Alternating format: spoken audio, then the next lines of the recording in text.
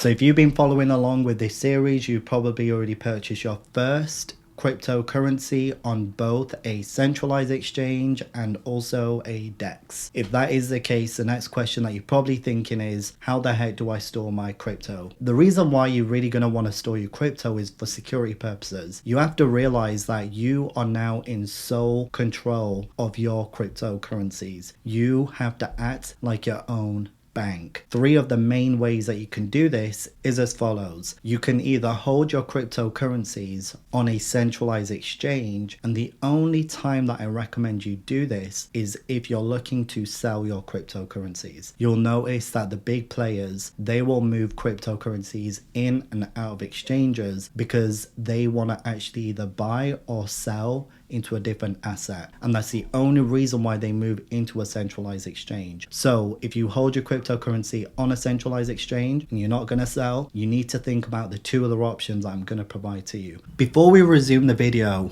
if you still need a personalized discussion, schedule a one-on-one call with us at decryptcrypto.net, and we'll be here to support you on your journey. With that being said, let's get back into the video. The second way is to do this using a mobile or a web wallet. So there's different wallets built on different blockchains that allow you to be able to store your crypto assets on them. A good example is if you have Ethereum, a great crypto wallet to hold your assets online is MetaMask. MetaMask is a web wallet, but they also have a mobile wallet which allows you to store your assets. However, with this approach, it's only suited to if you're going to be selling your crypto assets on a decentralized exchange, and you need that maneuverability to be able to sell your assets relatively quickly without having to move them out of cold storage. And I'll explain cold storage in just a moment. So the two options is either you hold it on a centralized exchange, and the only reason why you hold it on a centralized exchange is in order to sell your assets or to buy another asset, and the same with a web wallet. The only reason why you would want to hold it on a web wallet is to either buy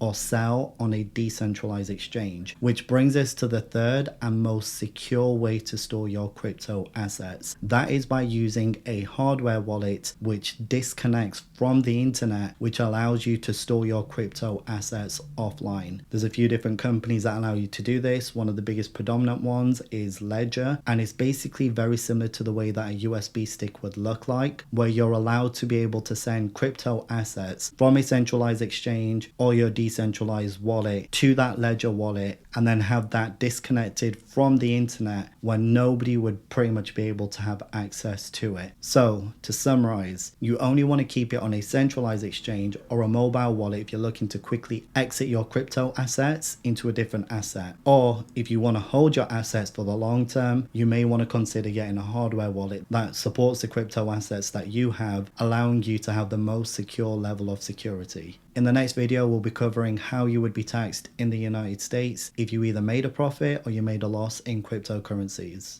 Stay tuned for that one.